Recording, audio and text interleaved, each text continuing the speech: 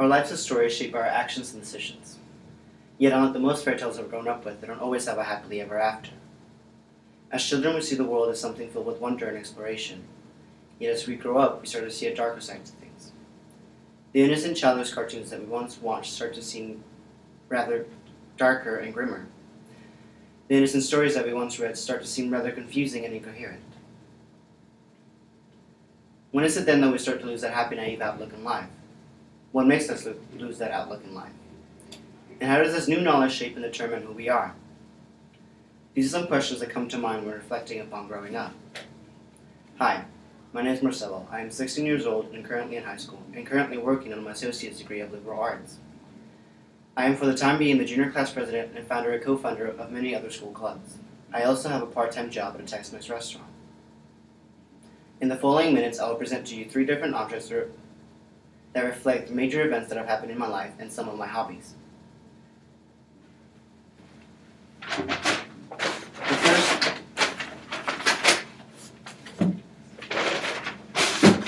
The first item that I would like to present to you is a book titled The Glass Castle by Jeanette Walls. This book represents my love for reading and my struggles with the English language. In 3rd grade, I immigrated to the United States with little to no knowledge of the English language. My 3rd grade English teacher encouraged me to read in order to develop a better understanding of the English language and to develop a love for reading.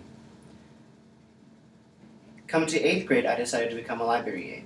The reason that I decided to become a library aide is because to me, a library is a safe haven, a place where I can go and think at peace.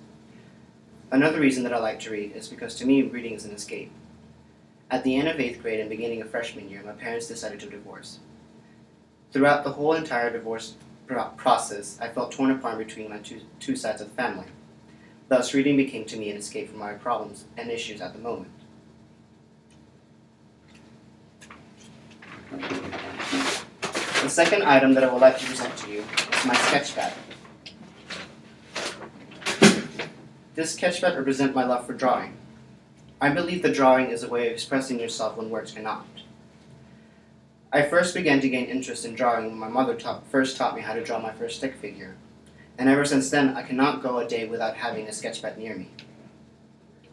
My third and final item that I would like to present to you is a little toy car. This represents my childhood and my time in Mexico. My mother had me when she was 19 and my father was 18. My father, being such a young age, decided to immigrate to the United States in order to provide for our family. Yet, with my father in the United States, we still face some financial issues, and thus my mother decided to take up a job. In elementary school in Mexico, I had no friends and was pitied by most, which I did not like. At home, without my mother being there, I was forced to grow up at a very young age in order to provide and take care of my younger brother. I would like to look back at my childhood and reflect upon the problems that my parents made in order to provide my future children with a better childhood. These 3 objects represent my love for reading and drawing and my past. All these events have shaped and formed who I am right now, and will continue to affect me in the future. I have to admit that many times it seemed easier to give up, yet the thought of losing everything I've worked for and let it go to waste kept pushing me forward. I now have more reasons to keep pushing forward and will continue to gain more reasons to push forward as I grow up. It is known that as we grow older, we start to gain more responsibilities and thus more control over our lives and a bigger impact in the lives of others. While many see this as a problem, I take pride in choosing to see this as more reasons to keep pushing forward in life. The past is always unknown. The future is always unknown.